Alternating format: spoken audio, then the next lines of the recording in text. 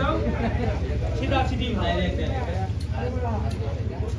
জোৰ কৰে সে কিন্তু বেলেগ উঠাওতে কৰি লাভ নাই অপেন কৰিব লাগে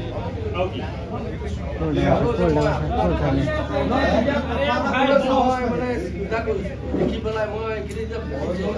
নাই নাই নাই নাই বুঝিলে আপোনালোকৰ নিচিনা আপোনালোক কংগ্ৰেছ নাই নাই এক সময় কৰিছে মোৰ কথাটো শুনি লওক বুজি লওক এক সময়ত বালিহত্ৰ ধৰক 80% মানুহ কংগ্ৰেছ আছিলে যেতিয়া কংগ্ৰেছ গভৰ্ণমেণ্টত চেণ্ট্ৰেলত আছিলে চেণ্ট্ৰেলত যেতিয়া মোদী আহি গ'ল আসামত হিমন্ত হৈ গ'ল দমদমীয়া আসামীয়া মানুহ চব বুজি পায় সব শিক্ষিত মানুহ সিহঁতেও ডাইৰেক্ট বিজেপি হৈ গ'ল কিন্তু আমাৰ মানুহবোৰ যে সব শিক্ষিত সেইকাৰণে মানে তাল্লা আল্লাহৰ তাল আৰু কংগ্ৰেছ এই জাতক এটাই খালি কৈছে কি বাবাই দি আহিছে এখানে তারা কোনো ফাংশন নাই